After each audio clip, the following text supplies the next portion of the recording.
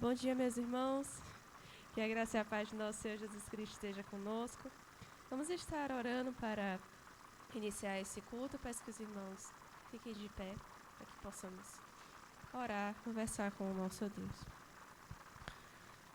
Senhor Deus, Pai amado, obrigada, Senhor, por mais este dia. Obrigada, meu Deus, por mais esta manhã. Pedimos que o Senhor esteja nos guiando nesta celebração, neste culto ao Senhor. Que o Senhor esteja nos usando para a honra e glória do Teu santo nome, Senhor. Que através dos louvores que venham a ser entoados, da palavra que venha a ser dita, o Senhor venha estar edificando as nossas vidas, Senhor. Te agradecemos por tudo, em nome de Jesus. Amém. Pode se assentar, meus irmãos. Sejam todos muito bem-vindos aos que estão aqui no templo. Você também que está nos assistindo pelo YouTube, seja muito bem-vindo a mais esta celebração. Vamos ler uma passagem que está em Isaías 41, versículo 10, que diz assim: Não temas, porque sou contigo. Não te assombres, porque sou o seu Deus. Eu te fortaleço e te ajudo, e te sustento com a minha destra fiel. Vamos todos juntos, nesse momento, louvar junto com o grupo de cânticos.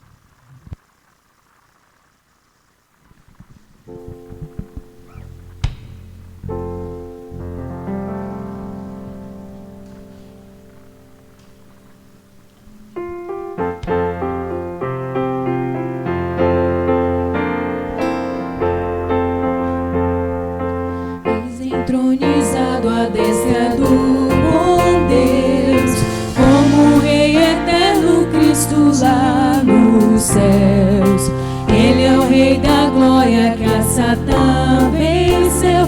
Feita tal vitória, Deus o recebeu. Pela sua graça, pelo seu amor, seja dado a Cristo cordial louvor. Veio resgatar-nos pela sua cruz. Vamos ficar de pé, irmãos. Apresentar-nos em celeste luz. Pela sua morte, pelo seu sofrer, o inimigo nunca poderá vencer. Pela sua graça, pelo seu amor, seja dado a Cristo cordial louvor. Seu serviço continua ali, poderá valer-nos entretanto aqui. Por nós advogando com o Pai está, Ele nos ajuda e sempre ajudará. Pela sua graça, pelo seu amor,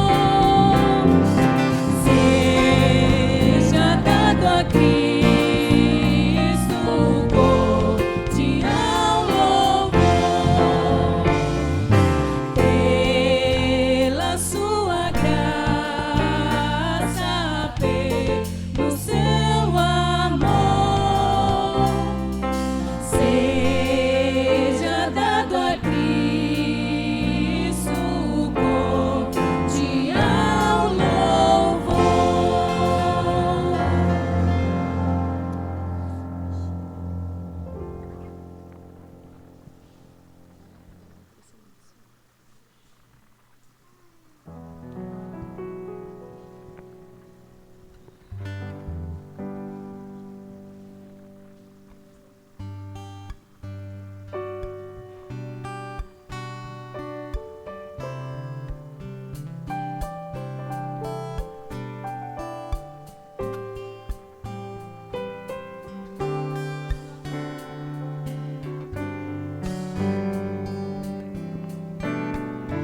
Quero dar o melhor de mim. Quero oferecer sacrifício de louvor. Quero ser bem mais do que já sou, um adorador por excelência me tornar. Eu não vou me importar com o que vai acontecer. Eu só quero te exaltar. Tu és a razão do meu viver. Eu não posso me calar. Tenho adoração em meu DNA. Um adorador por excelência. Um adorador por excelência. Um adorador por excelência. Quero ser.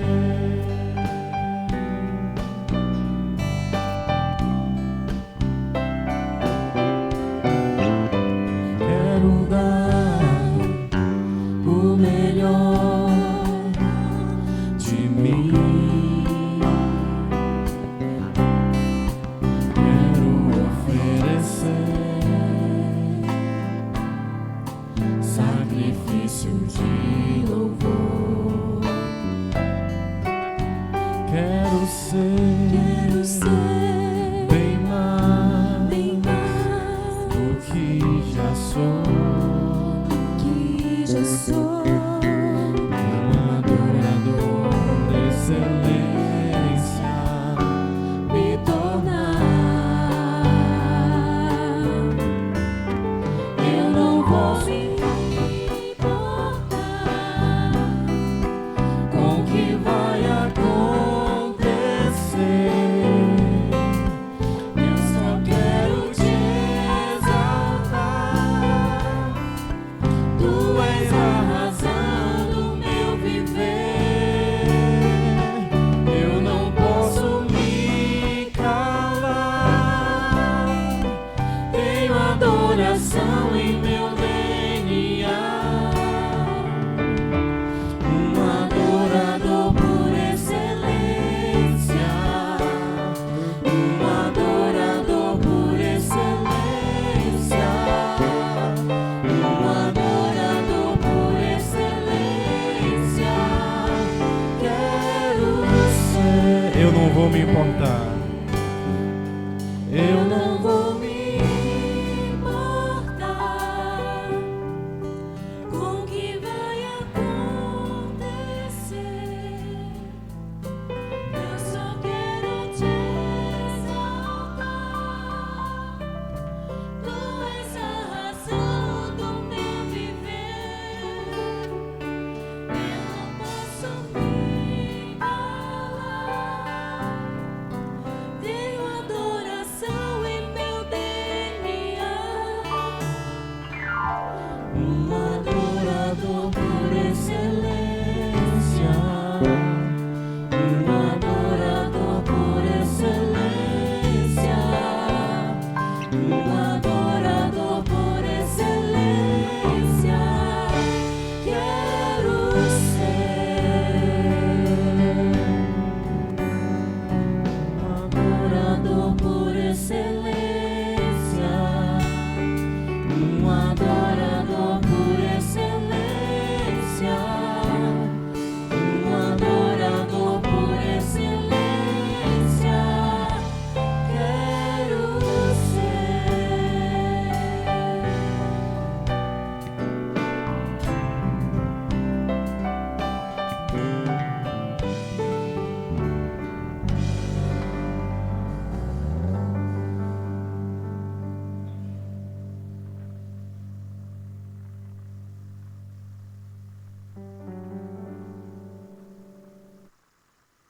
Amém. Louvado seja o nome do Senhor.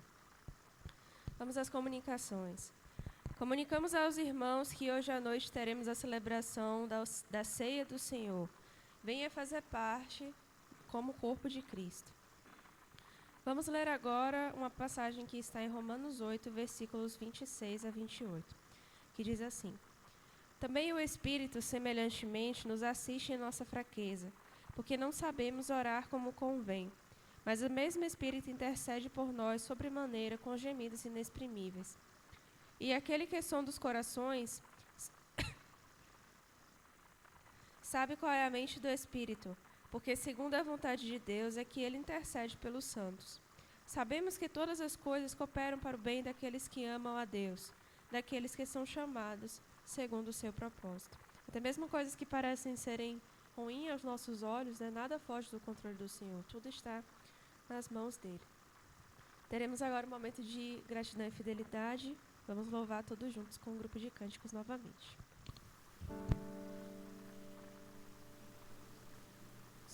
Amém. Vamos ficar de pé mais uma vez.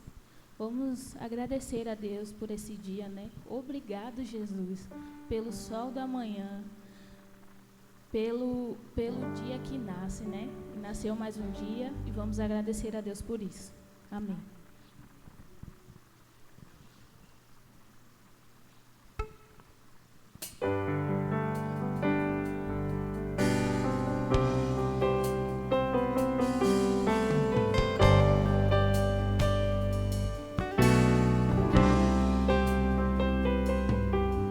Pelo sol da manhã, obrigado, Jesus. Pelo dia que nasce, obrigado, Jesus. Pelo irmão que está do meu lado, obrigado, obrigado, Jesus. Pelo sol da manhã, obrigado, Jesus. Pelo dia que nasce, obrigado, Jesus. Pelo irmão que está do meu lado, obrigado, obrigado, Jesus. Obrigado, Jesus, pelo amor que não morre, pela nova aliança que foi feita na cruz, pela fé e esperança, pela vida eterna. Obrigado, obrigado, Jesus.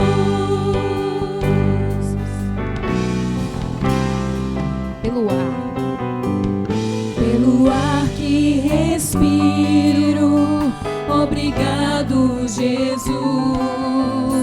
Pelo pão que alimenta, obrigado, Jesus. Pela chuva que cai sobre a terra, obrigado, obrigado, Jesus. Obrigado, Jesus, pelo amor que não morre, pela nova aliança que foi feita na cruz, pela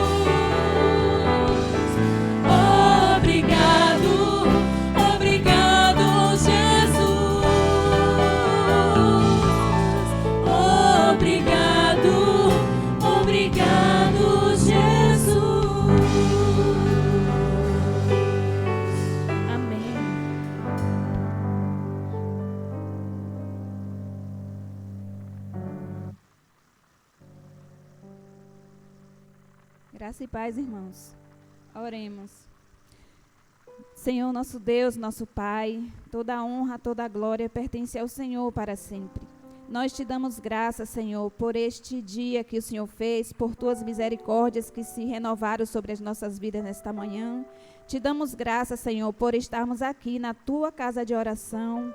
Viemos adorar o teu nome, engrandecer o teu nome, Senhor, e também ouvir a tua santa palavra. Obrigado, Senhor, pela comunhão com os irmãos, por esta família que o Senhor nos deu, Senhor, pelo mérito do Senhor Jesus, por todo o sacrifício que Ele pagou ali na cruz, no nosso lugar. Te damos graças porque o Senhor Jesus venceu a morte, Ele está à tua direita. Ele vive e reina para sempre, é aquele que era, que é e que há de vir. Queremos te agradecer, Senhor, pelo privilégio de contribuir com a tua obra, com parte dos recursos que o Senhor nos dá. Cada dia que o Senhor nos dê um coração agradecido ao Senhor, Pai. E que o Senhor continue a falar aos nossos corações nesta celebração, que o Senhor abençoe esta igreja e toda a igreja do Senhor em toda a terra, Senhor. Que o Senhor possa estar nos ajudando, nos fortalecendo, que cresçamos na graça, no conhecimento do Senhor a cada dia. Que possamos amar cada dia mais a tua palavra e que a tua luz possa brilhar através de nós para que aqueles que estão na escuridão, nas trevas, se acheguem ao Senhor. Ó Pai, obrigado por tudo, Senhor, com perdão dos nossos pecados, como nós perdoamos aquele que nos ofende. Em nome de Jesus. Amém.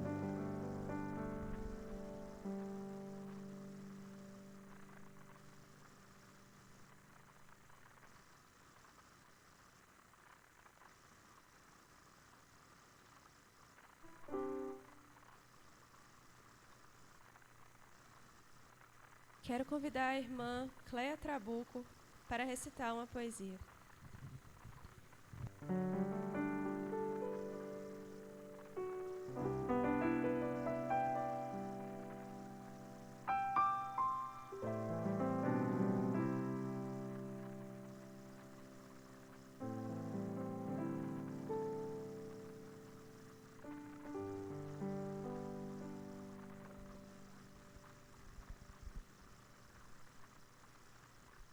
Isaías 58.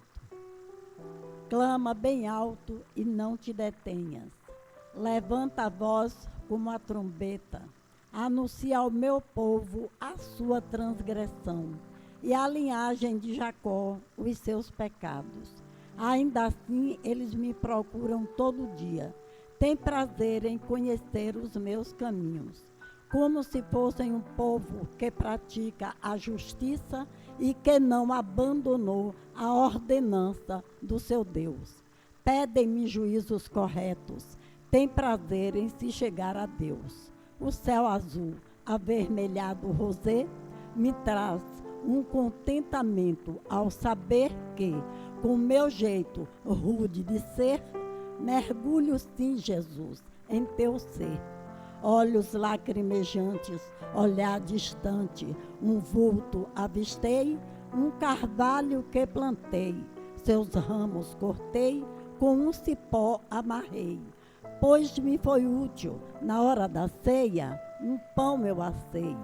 Com a tua palavra, Senhor, me saciei. Teus troncos nas águas renovam-se mais uma vez. E se abrires a alma ao faminto e fartares o aflito, a tua luz nascerás nas trevas, e a tua escuridão serás como meio-dia. O Senhor te guiará continuamente, te fartará até em lugares áridos, e fortificará os teus ossos. Serás como um jardim regado e como um manancial, cujas águas nunca faltarão. Amém e amém. Glória a Deus. Agradeço a igreja, agradeço a oportunidade e que Deus abençoe toda a igreja. Amém.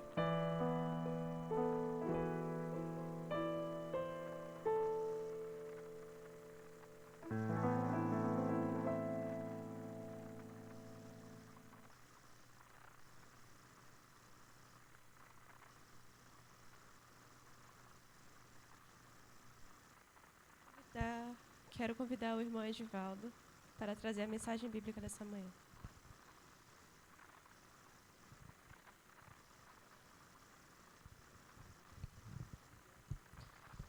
Oremos, irmãos.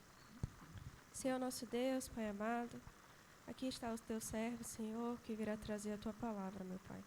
Te agradecemos por essa parte inspirativa e pedimos que o Senhor o use, meu Deus, como um vaso, que ele diminua, que o Senhor cresça, para a honra e glória do teu santo nome, Senhor. Que o teu Santo Espírito venha nos dar entendimento, meu Deus, da palavra que o Senhor já falou ao coração dele. Te agradecemos por tudo, em nome de Jesus. Amém.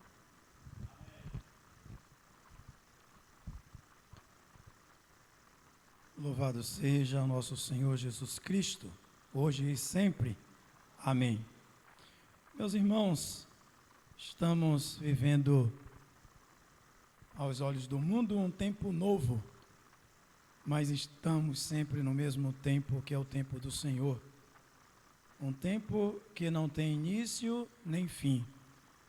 Um dia desses, nessas muitas filosofias, alguém questionou a realidade do tempo. Eu disse, olha, não vamos entrar nesse discurso porque ninguém vai para lugar nenhum.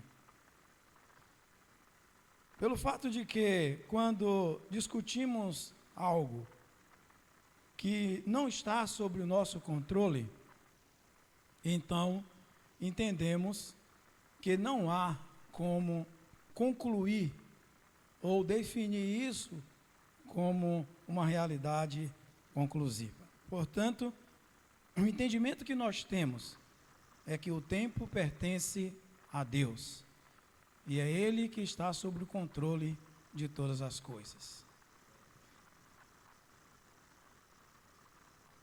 Estive meditando numa palavra e o Espírito Santo, ele tem as suas razões de nos incomodar. E às vezes dizemos, não é por aqui que eu quero ir. E ele olha para a gente, como bem o pastor falou de manhã, com a sua característica primordial de quem nos orienta, nos conduz, nos dirige e diz, é por aí que eu quero, vá. E a gente vai. Porque, ainda que a gente contrarie, é Ele quem predomina. Portanto, o texto que nós vamos refletir, meditar, trazer à luz na reflexão da palavra, está em Lucas, no capítulo 16, nos versos de 1 a 9. Lucas, capítulo 16, versos de 1 a 9.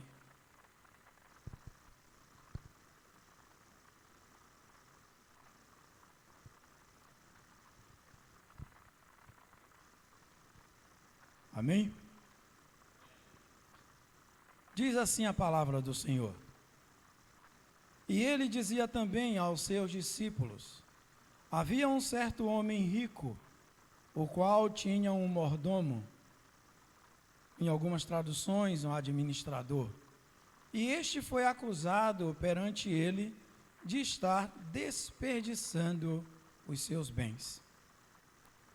E ele, chamando-o, disse-lhe: o que é isso que ouço de ti? Entrega a conta da tua administração, porque já não podes mais ser meu administrador. Então o administrador disse consigo: o que eu farei? Pois o meu senhor me tira a administração. Cavar eu não posso, de mendigar tenho vergonha.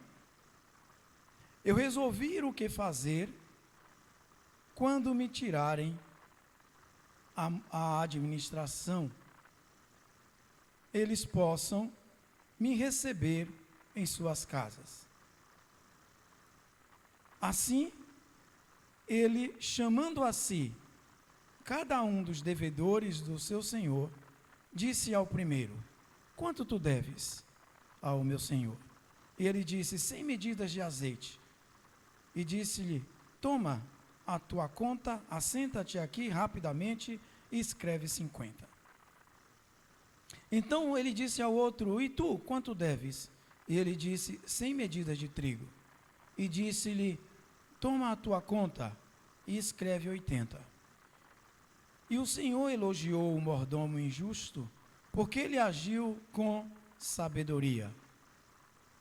Porque os filhos deste mundo são mais espertos na sua geração do que os filhos da luz. Eu vos digo: fazei para si amigos com as riquezas da injustiça, para que quando falecerdes, eles vos recebam nas habitações eternas. Podeis assentar.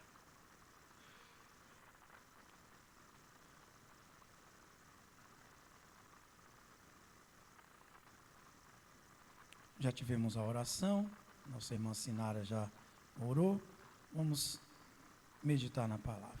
Meus irmãos, esse texto sempre foi para mim um dos textos mais difíceis. Das parábolas de Jesus, e olha que são muitas, essa parábola, ela nos inquieta por algumas afirmações. E quando eu comecei a ler, e me deparei principalmente com os versos 8 e 9, que são os dois últimos que nós lemos, aí eu fiquei pensando, e agora? Mas vamos colocá-las dentro daquilo que o Espírito Santo orienta, dirige, para que a gente tenha uma compreensão bem clara, evidente, do que o Senhor quer nos comunicar. Eu costumo dizer, e é claro, isso já se tornou uma compreensão também comum, que todo texto, ele traz um pretexto e ele tem um contexto. Porque nós não podemos compreender as coisas de forma isoladas. Quando nos deparamos com essa parábola, pensamos, o que é que o Senhor quer nos comunicar com ela? E é claro que a gente precisa olhar o que está acontecendo. Ou seja, a gente precisa entender o contexto dessa realidade. E quando a gente vai lá para o capítulo 15 de Lucas, logo no início, o que é que a gente vê?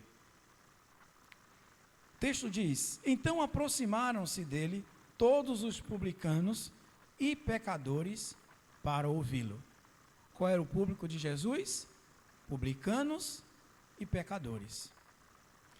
No verso 2 diz: e os fariseus e os escribas murmuravam. Então Jesus estava na companhia dos publicanos e pecadores, mas os fariseus e os escribas estavam ali. Como sempre, eles vão aparecer. E de alguma forma, eles vão interferir nessa ação de Jesus, ou seja, naquilo que Jesus está realizando. E aí, a murmuração está em função da prática de Jesus, do que ele está fazendo, como sempre. Por isso que ele vai dizer, eles vão dizer, este homem recebe pecadores e come com eles. Afinal de contas, que Messias é esse? Que líder espiritual é esse? Que enviado de Deus é esse que se mistura com um povo que não é aceito, que não é bem visto nessa sociedade? Lembrem-se que fariseus e escribas fazem parte de um grupo político extenso, porque não são somente eles. Aqui nós temos uma roda, um círculo de homens influentes numa sociedade judaica, movidos por interesses políticos e religiosos. Não só os escribas e os fariseus, mas também os zelotes, mas também os herodianos. E esses homens estavam todos buscando, de alguma forma, estabelecer um controle dentro daquela realidade em que eles viviam, que eram de domínio religioso e político.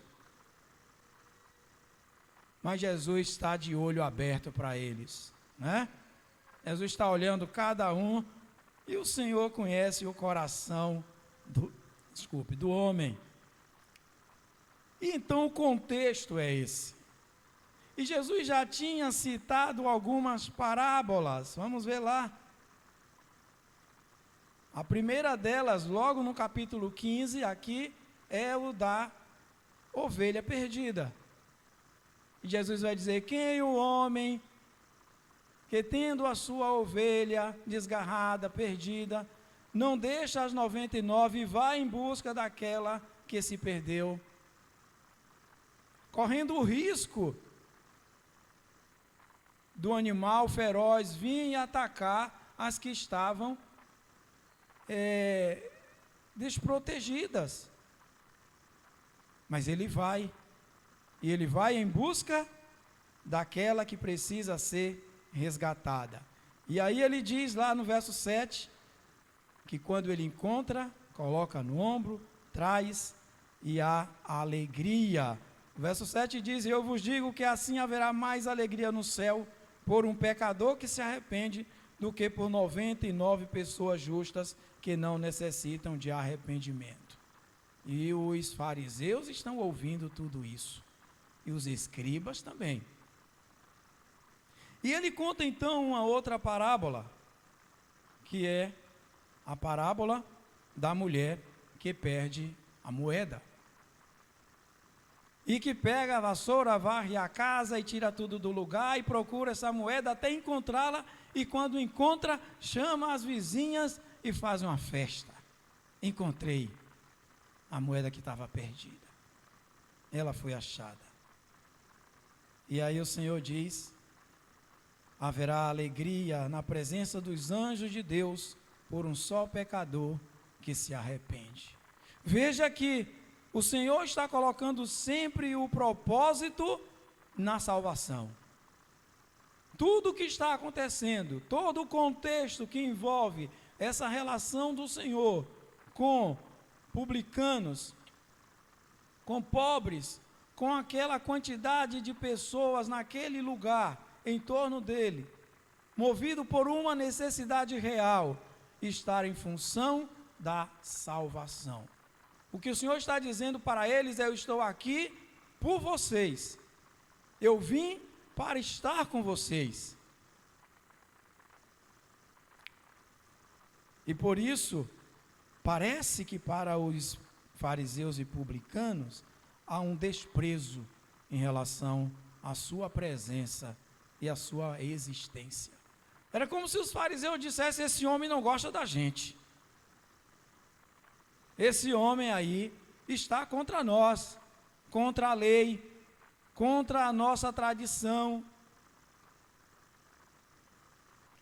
E Jesus não estava contra ninguém, mas Jesus estava a favor do reino de Deus, a favor do projeto de Deus, a favor da salvação do homem como um todo.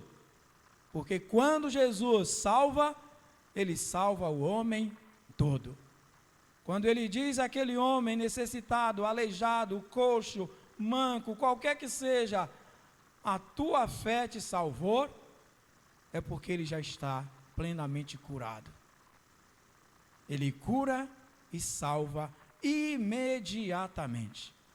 Não há um tempo para que as coisas aconteçam, como se fosse uma avaliação. Eu vou ver se você vai se comportar direitinho depois que eu te curei para poder te salvar. Não.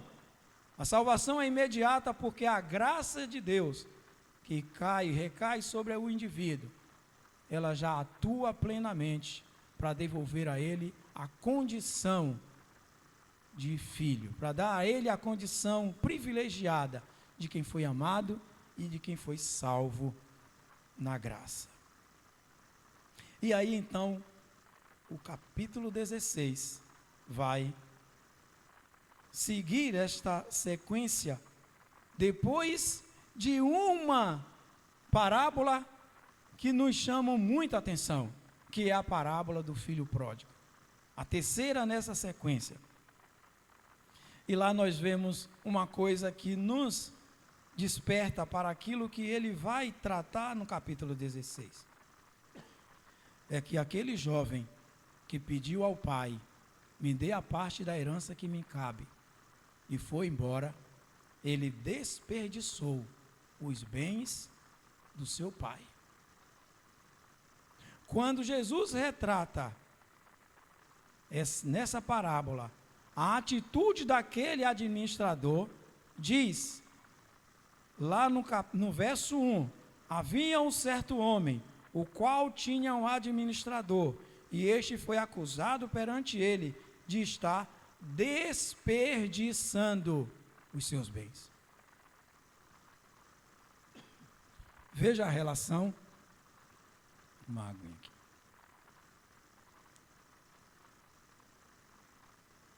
Vejam a relação textual.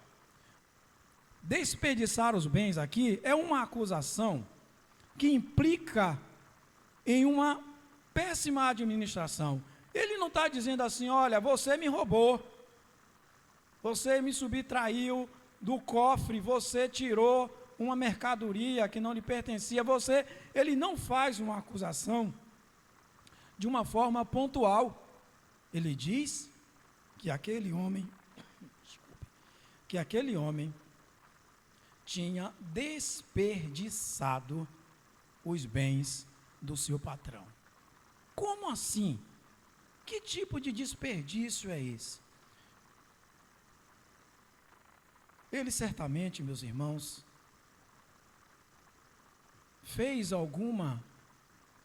teve alguma prática administrativa que não era normal, não era convencional, esse é o termo que a gente usa, não era uma coisa comum. Usou de um meio ilícito, de alguma forma que prejudicou a boa visão e a própria reputação daquele dono de um negócio, daquele patrão. E então ele chama e diz, olha, veja o que eu ouço, não melhor, o que é isso que eu ouço de ti? Ele não viu, alguém disse para ele, cuidado, porque fulano está fazendo coisa errada. Costuma-se dizer que aquele que tem dentro da relação uma intimidade maior e que gera muitas vezes a partir disso uma confiança muito grande, é o último a saber do que acontece dentro da casa ou dentro de um ambiente de trabalho. E é muito, muito ruim quando isso acontece. Por quê? Porque quando você sabe pelos outros, você nunca sabe o que é real, ou se de fato aquilo é real. Mas sempre cria algumas deduções.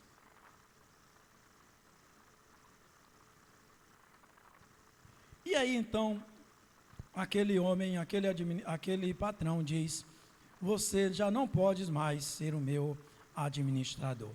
Vou lhe demitir. Vou dar as suas contas. Passe lá no RH para acertar o seu tempo. Imagine um homem, a gente não sabe qual era a idade desse homem, as condições reais dele, o seu estado físico ou psíquico. A gente não tem esses detalhes. Mas ele pensa essa situação, e ele pensa isso considerando a sua vida futura. E ele diz, e agora? O que é que eu vou fazer? O patrão vai me demitir, vai me mandar embora. Naquele tempo não tinha ainda o FGTS para ele poder ir lá e sacar, né? E dizer, pelo menos tem alguma coisa aqui depositada, eu vou, né? Em demissão, talvez nem fosse demissão por justa causa. Se fosse de fato constatado que ele tinha usado de forma ilícita, de prática ilícita. Mas vejamos a situação desse homem que de repente vai dizer, e agora? Ele vai me tirar a administração. Eu trabalhar na roça? Não posso. Sou fraco, sou idoso, sou doente. Pedir esmola? Deus me livre, tenho vergonha. Imagine você que era um administrador, uma pessoa bem conceituada, certamente conhecida naquela cidade, naquele local, de repente está na porta de um negócio pedindo esmolas. Isso é muito vergonhoso. E ele então começa a pensar: o que é que eu vou fazer? E então ele cria uma estratégia. Tem gente, meus irmãos, que tem uma facilidade de criar estratégias dentro de negócios, que é uma coisa vergonhosa. E na maioria das vezes, para burlar o sistema e para se dar bem, como dizem. O importante é você fazer o jogo do sistema e não perder. Se você está no jogo, você tem que ganhar. Por isso que é bom, quando a gente trabalha com essa realidade lúdica, né, a questão do jogo, ensinar a criança desde pequena que vai chegar um momento em que ela vai perder, e que perder também faz parte do jogo, e que isso é possível, que ela não vai ganhar sempre. Mas tem gente que acha e vive nessa ideia fixa de que não deve perder nunca, deve ganhar sempre. E ganhar sempre com uma margem favorável para causar inveja aos outros. Esse homem não queria trabalhar, ou não podia. Esse homem tinha vergonha de mendigar, mas ele tinha estratégias. E ele estava pronto para colocá-las em prática. Ele sabia que tudo estava sob o controle dele. O patrão não tinha conhecimento das suas vendas, era ele o administrador. Não é assim que acontece com o gerente. O gerente tem o controle de tudo, e de repente no final do mês ele vai lá e passa o relatório, diz: olha aqui, senhor, foi vendido tanto, entrou tanto, tem tanto de receita. É assim, pronto, fechou, está aqui. É ele que tem o controle. E o que é que está na cabeça dele? Eu sei quanto cada um deve ao meu patrão, e vou usar isso a meu favor, para que eu saia dessa situação complicada. Uma espécie de aposentadoria compulsória. Ele vai ter que ter alguma garantia. Vai sair assim, com as mãos abanando? Até porque, se ele fosse acusado de fato, como estava sendo, e fosse constatado que ele de fato tinha roubado, ele perderia toda a credibilidade social. Seria rejeitado, repudiado pela sociedade. Mas aí o que é que ele faz? Chama os seus devedores. Opa, vem aqui, vem aqui. Você está devendo ao meu patrão. E nós vamos agora discutir isso. E diz: quanto tu deves ao meu senhor? E o homem diz: 100 medidas de azeite. Ele diz: toma aí a nota, porque essa nota, geralmente ela é feita assim: uma fica com quem administra, a outra fica com quem adquire o produto. Até para poder você confrontar, por isso que você faz uma nota em duas vias, né? Para poder saber que a coisa foi de fato feita desse jeito. E ele diz: senta aí e altera. For 100 medidas, bota 50. E aí? A metade. Quem é que vai ficar no prejuízo? O prejuízo, meus irmãos, na verdade, de um lado, ele será oculto, porque o patrão não vai saber. Por outro lado, ele será dividido, porque parte do lucro desse administrador estava no produto vendido. O patrão pagava a ele de acordo com a vendagem. Quanto você vendeu, Ah, eu vendi 100, então você vai ter um percentual sobre aquilo que você vendeu. É o seu salário. Se ele reduz o valor da mercadoria, ele automaticamente reduz o seu lucro. E aí o que é que ele vai dizer? Eu vou perder agora para ganhar. Pois é a esperteza. Está esperto. Usa de uma sutileza dentro do negócio, dentro de um movimento que gera interesse de capital, para poder ter resultados positivos a seu favor. Ele não está preocupado com o patrão, não. O quanto o patrão vai perder, problema dele. Ele está preocupado o quanto ele pode lucrar com esse tipo de negociação. Sentou, escreveu, ótimo. O outro disse, devo 100 medidas de trigo. Ele disse, toma tua conta e escreve 80. E tantos outros foram fazendo a mesma coisa, porque ele disse que eram os devedores. Não eram somente 2, podiam ser muitos. E esse homem deve ter, portanto, criado um círculo de devedores, agora, não mais do patrão, mas dele. Ele agora tinha crédito com esses homens. Olha, estou diminuindo aqui de 100 para 50. Agora, já sabe, né? Uma mão lava a outra. Quando eu sair daqui, eu vou lá na tua porta. Você vai ter que me dar amparo. É o que o texto vai dizer lá na frente. Por quê? Porque eu te beneficiei e agora eu preciso do retorno. O tal do feedback. Tem que ter um retorno. Esse retorno está fundamentado na lógica do benefício gerado entre partes. É uma negociata. A irmã falou hoje aqui das negociatas. As coisas tramadas, elas geram confusão, meus irmãos. Uma confusão terrível. Porque confunde pessoas em torno, muitas vezes, de ideais, de valores. Cria e gera a ideia do relativismo. É assim mesmo, todo mundo faz desse jeito, né? O que é que tem? Uma vez eu fui comprar um produto no comércio e eu pedi a nota fiscal.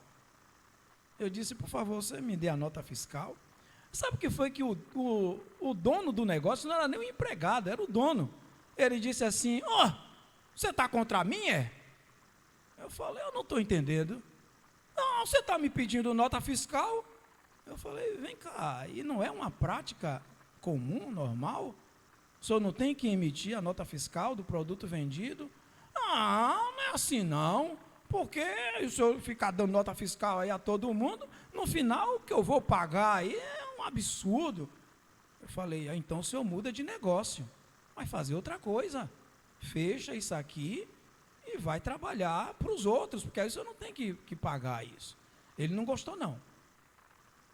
Eu caí logo fora, que sei lá qual é a intenção dele, podia até querer me bater. Mas, imagine uma situação dessa. O que está na cabeça da pessoa? Eu preciso burlar o sistema, porque ele prejudica a minha vida pessoal enquanto negociante. Eu não posso ficar preso a um sistema que foi montado para me explorar.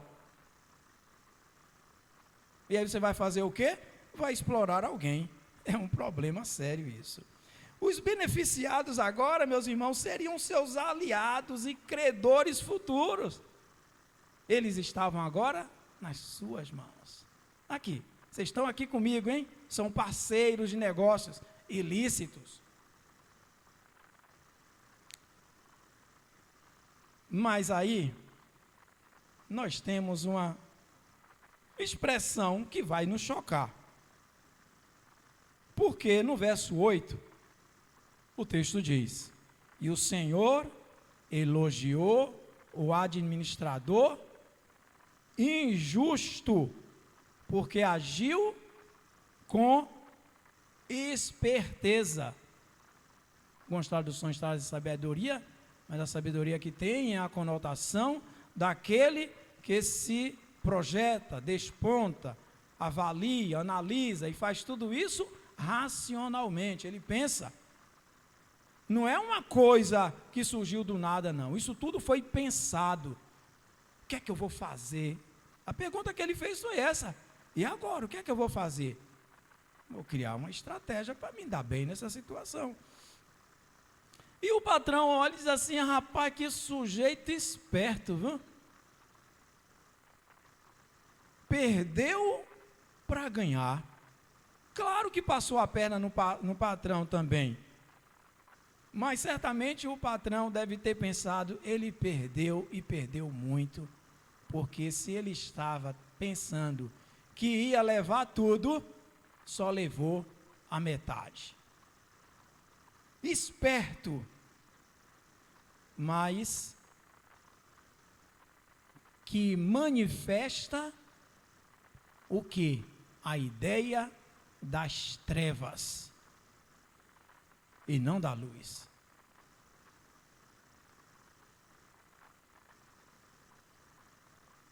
Vivemos, meus irmãos, em um mundo marcados por atitudes como essa desse homem, justamente porque essas pessoas não têm o temor de Deus.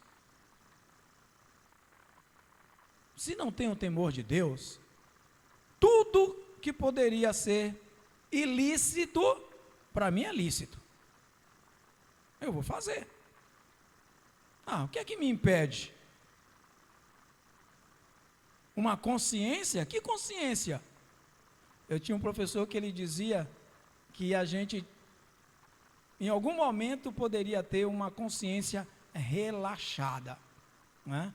Como se fosse uma porta que não fecha, né? Que bate e volta, bate e volta. Ele diz: muitas vezes a nossa consciência pode se apresentar dessa forma, um tanto relaxada. E aí a gente precisa fazer o quê? Ajustar.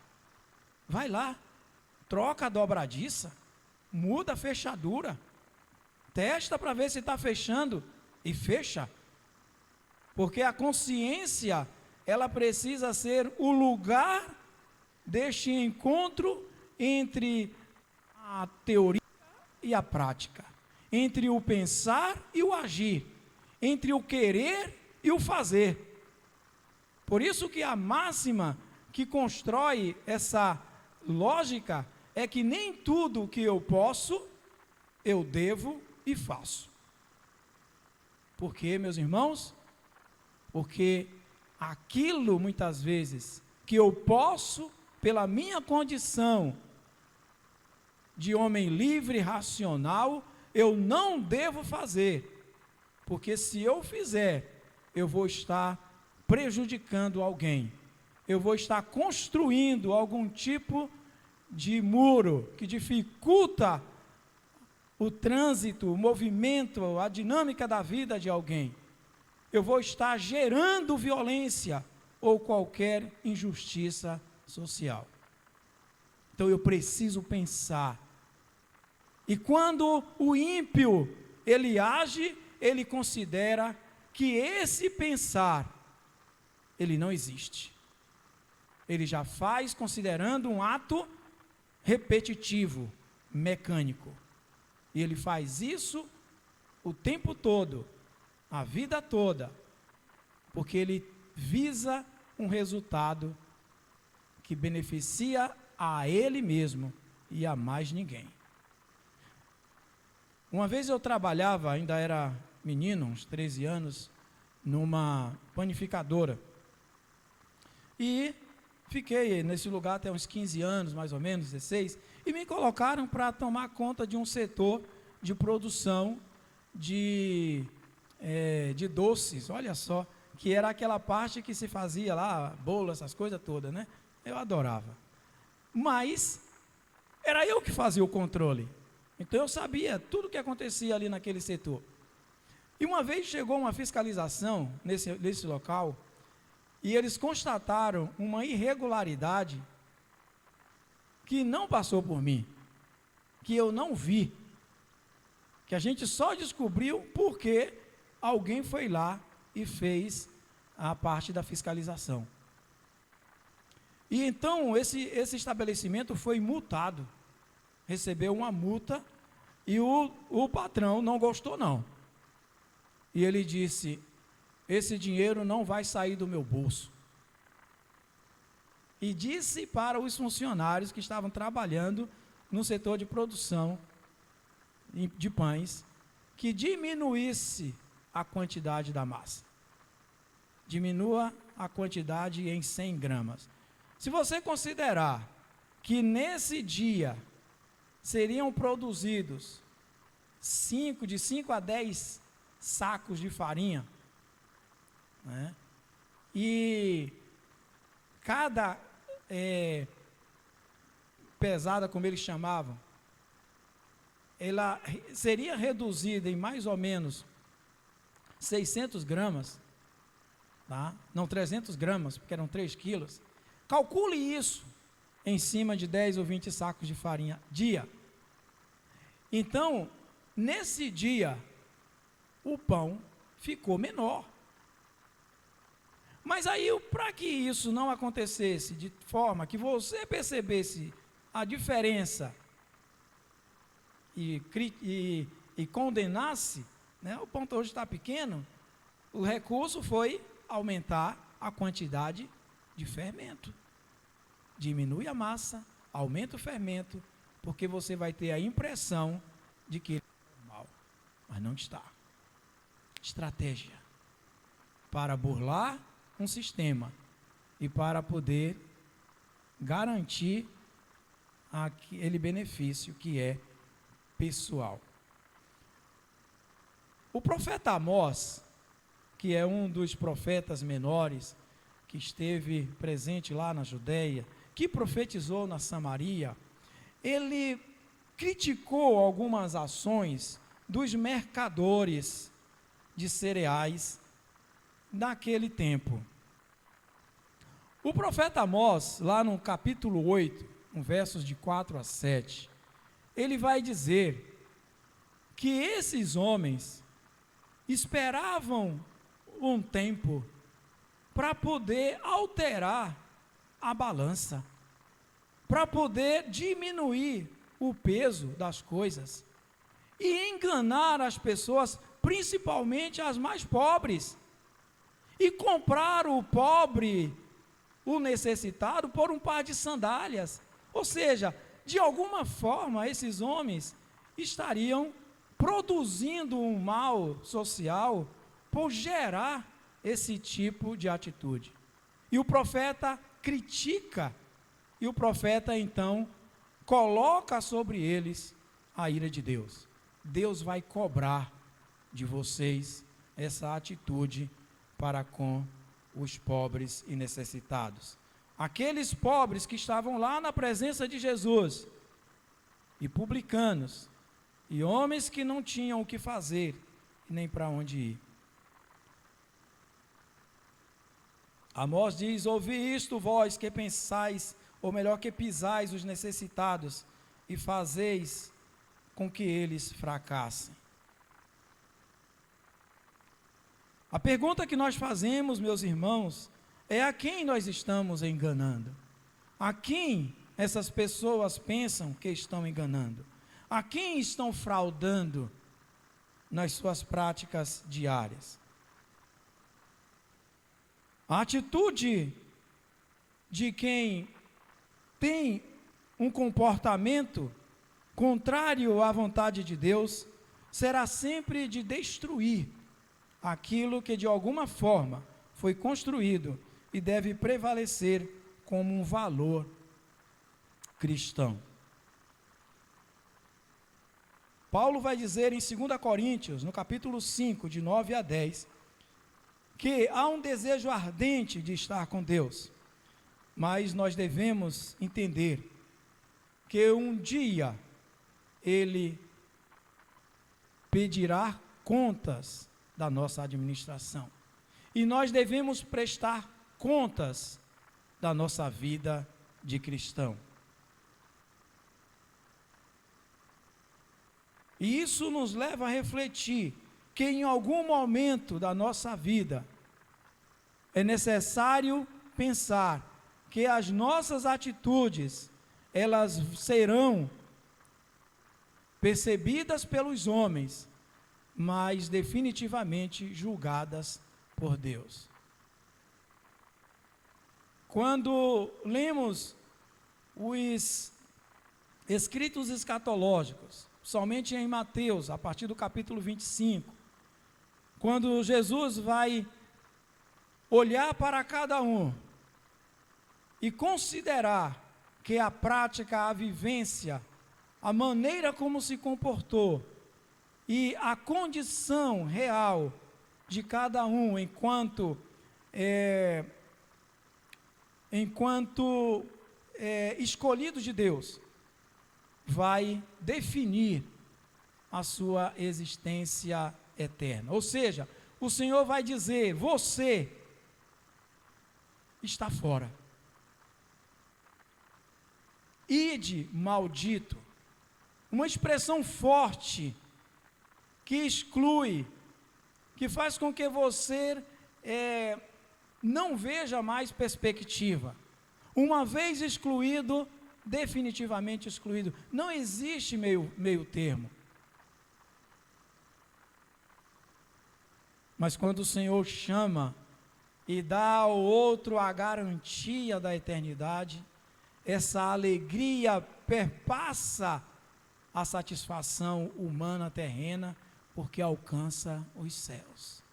Vinde benditos do meu Pai, para o lugar que foi preparado para vocês, desde a eternidade, desde o início.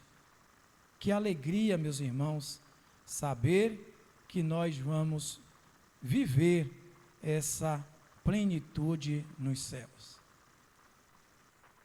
Por isso, precisamos nos afastar daqueles que propagam as trevas em meio à luz.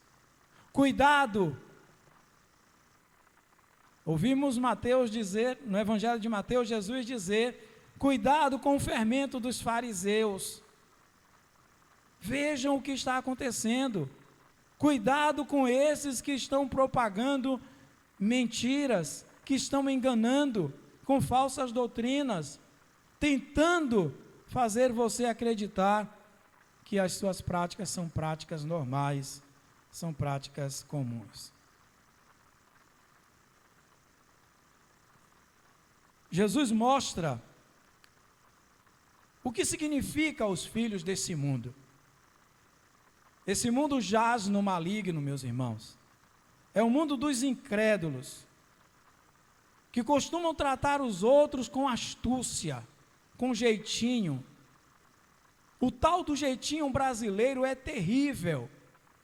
E tem gente que vive isso a vida inteira. Tem gente que quer que as coisas aconteçam de acordo com a sua vontade, porque essas coisas se tornaram comuns. Existe uma teoria que foi desconstruída, que é a teoria da burocracia. A gente costuma dizer: tudo é uma burocracia, ninguém consegue fazer nada, porque tudo é uma burocracia. Na verdade, a burocracia nada mais é do que organização. Você vai no fórum resolver uma coisa. Chega lá, tem uma plaquinha na entrada dizendo: horário de funcionamento das 8 às 12, das 14 às 16. Aí você vai 7 horas da manhã, porque você tem outras coisas para resolver, e chega lá e diz assim: eu quero ser atendido agora, 7 horas da manhã, porque 8 horas já tem um outro compromisso, 9 já tem alguma coisa para fazer. E aí a pessoa diz: não, abre às 8. mas você sabe com quem é que você está falando? Você sabe quem é? Não importa. Se serve para um, serve para todos. Mas aí o que é que acontece? Vamos ao jeitinho. Vamos ao jeitinho. Ah, porque é o Senhor? Ah, eu não sabia que era o Senhor. A gente vai abrir essa exceção, viu? É só esse documento aqui? É assim que funciona? Não, meus irmãos, não deve ser assim. Porque se você abre exceção, e olhe que muitos que fazem isso, deveriam estar no temor de Deus, porque são muitos que se dizem cristãos, que têm essa prática da bajulação, do fazer para agradar o outro, do fazer porque, por que eu vou criar esse clima, né, se eu posso? Não. Ser flexível é uma coisa, mas querer burlar o sistema para poder justificar a sua má índole é outra. E isso é inadmissível no cristão. Seja luz.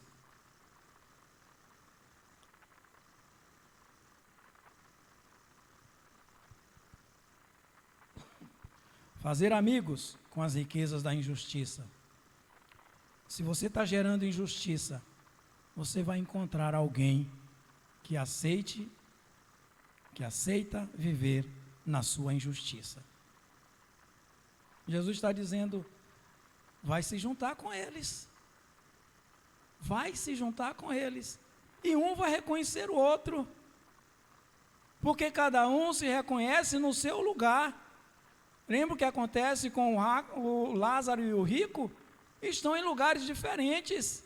Um não pode passar para lá, nem o outro para cá.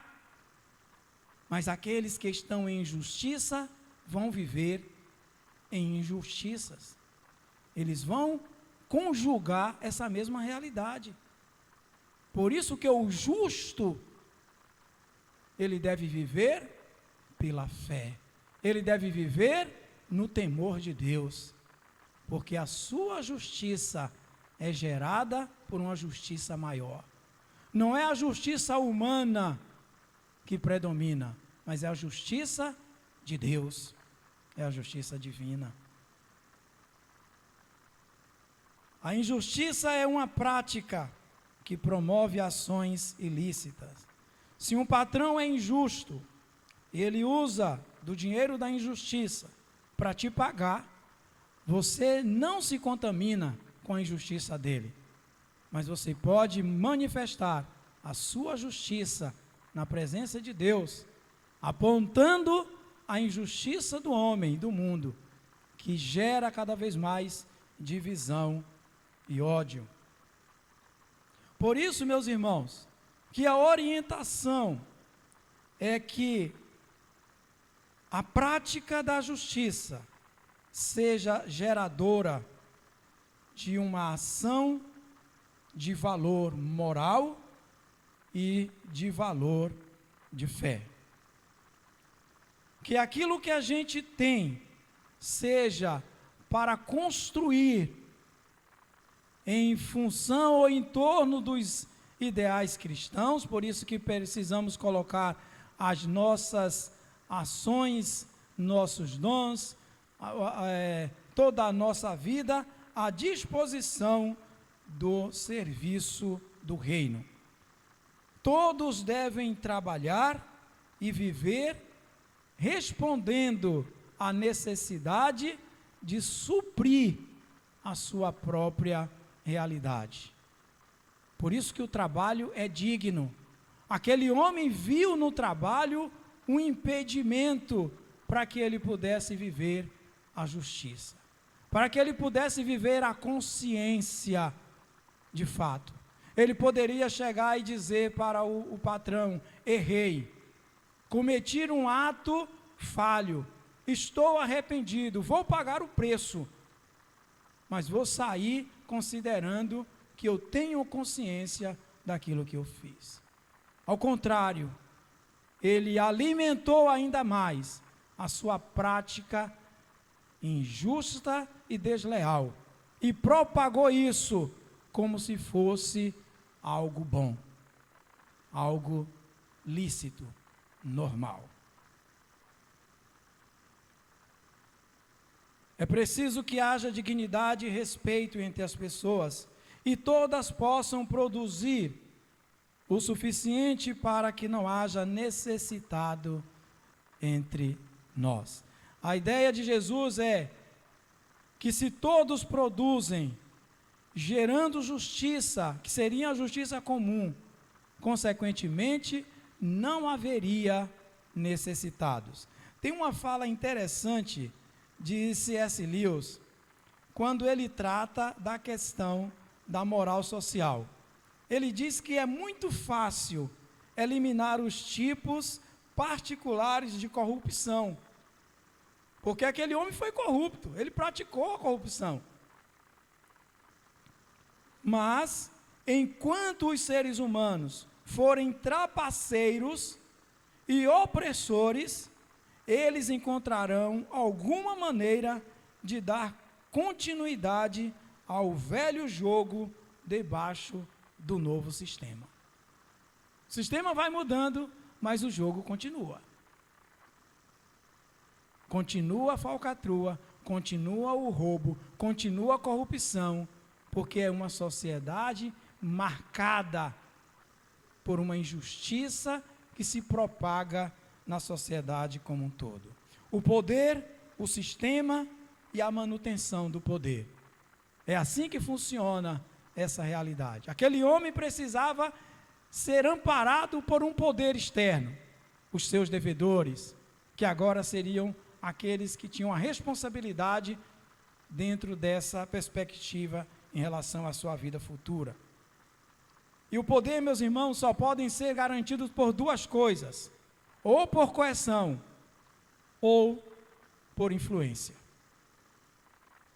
Ou você controla o outro sobre uma base legal, e você diz, eu posso fazer isso, e o Estado faz isso muito bem, né? Porque quando sai um decreto lá, você tem que pagar. Neto, quando sai lá para pagar um imposto, você vai dizer, não vou pagar não, porque mais um imposto, Deus é mais. Não, você tem que pagar. É coerção, é um poder que a gente chama de poder coercitivo. Esse poder, ele é predominante e é considerado legal. Você não tem para onde ir. Mas o outro é de influência. E quem é que faz isso? É o que está ao seu lado. Olha, Nina, você ouça bem, porque o que eu vou te dizer você pode colocar em prática. Aí você pergunta a sua consciência, você pergunta a sua condição de cristã e diz, é isso mesmo que eu devo fazer? Traz para a razão. Aquele homem não quis dar voz à razão.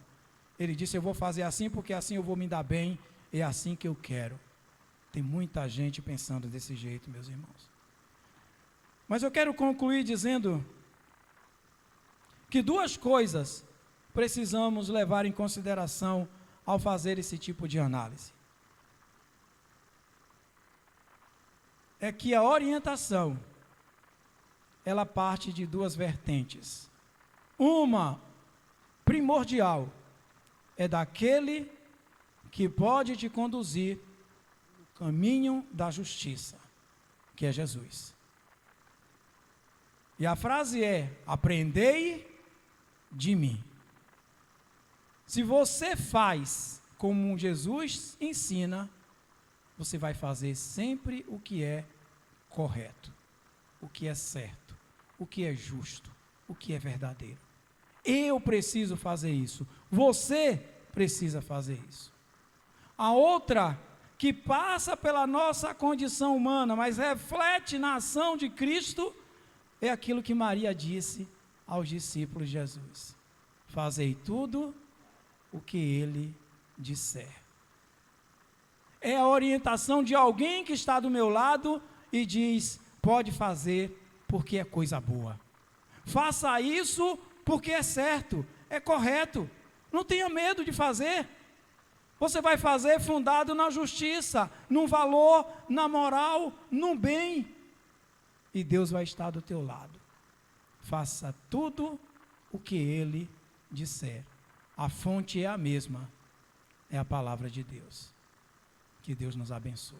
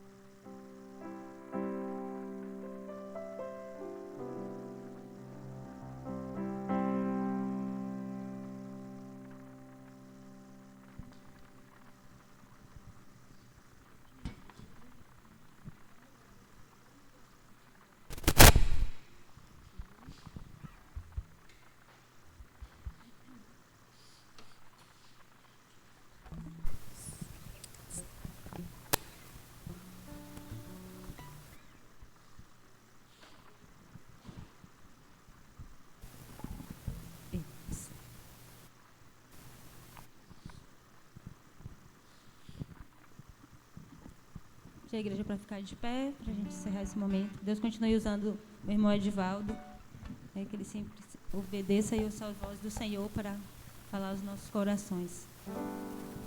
Que Ele sonde o nosso coração. Vamos cantar esse hino que fala: o Senhor sonda, nos conhece, baseado em Salmo 139. Que a gente seja obediente a esse Senhor a cada instante. O Senhor que é luz, aqui ouvimos. O Senhor que não nos deixa ficar perdidos, que está disposto a sempre nos receber com alegria. A ovelha que foi perdida, Ele recebeu com alegria. Na parábola, a dracma perdida, quando foi encontrada, veio alegria. Assim também com o filho pródigo, né? O coração do pai se encheu de alegria. O Deus amoroso. E Ele se alegra com a gente, se aproxima dEle, está disposto a se obedecer e não ser perdido. Se você por um acaso estiver perdido em alguma situação, né, que está desagradando a Deus, se achegue ao Senhor, porque Ele quer um coração contrito, né, quebrantado e arrependido. Ele não vai desprezar. Sonda-me.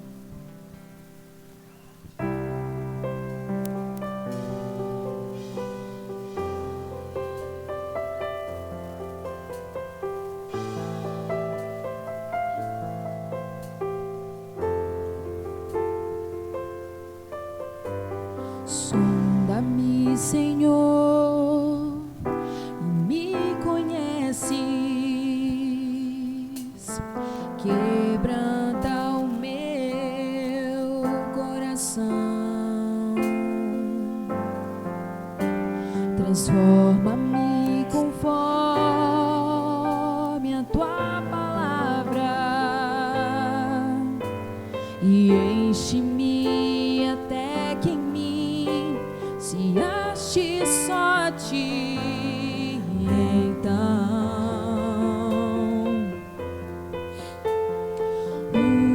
usa-me, Senhor, usa-me, sonda-me, Senhor, e me conheces, quebranta o meu coração, transforma-me conforme a tua palavra e enche-me até que em mim se ache só ti. Então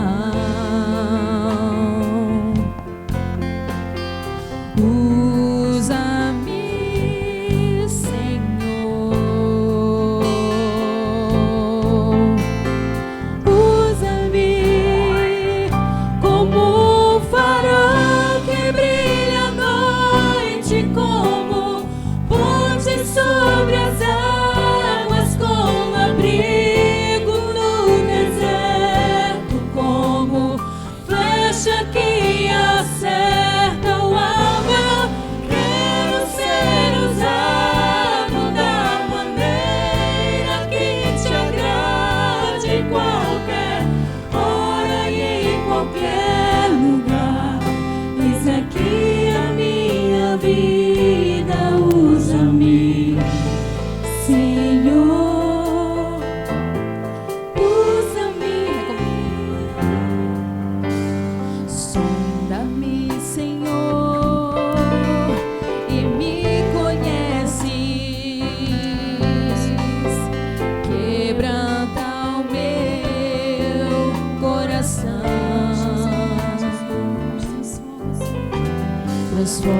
Usa-me conforme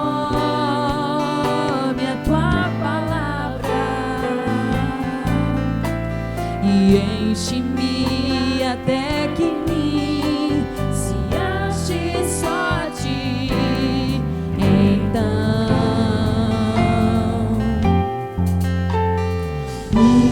usa-me, Senhor.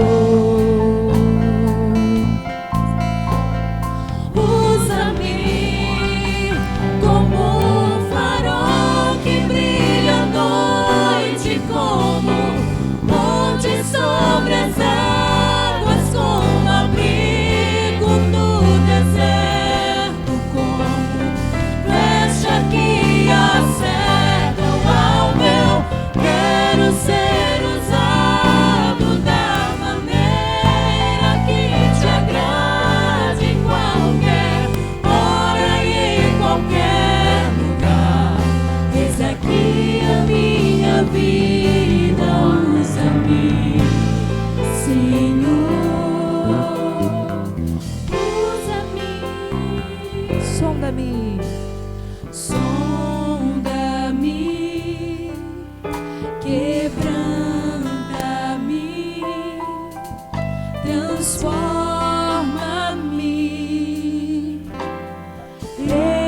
enche-me e usa-me, sonda-me, quebranta-me, transforma-me,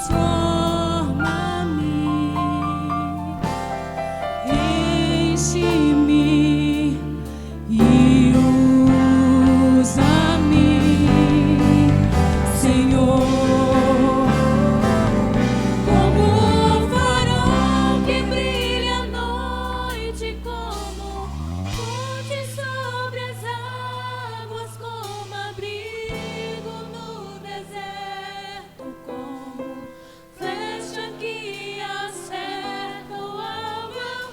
Quero ser usado da maneira que te agrade, em qualquer hora e em qualquer lugar. Eis aqui a minha vida, usa-me, Senhor. Usa-me, Senhor.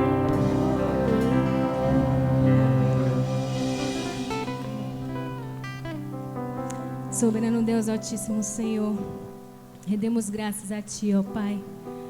Ó Deus, pela oportunidade de estar aqui na Tua casa, por essa manhã, Senhor. Ó Senhor, pelo simples fato de poder acordar e estar aqui na Tua casa, Senhor, é de importância e alegria, Pai. E somos gratos, Senhor, completamente gratos por tudo que o Senhor tem feito em nossas vidas e por tudo ainda que o Senhor irá fazer na vida da Tua igreja, Senhor. Ser conosco, em nome de Jesus. Amém.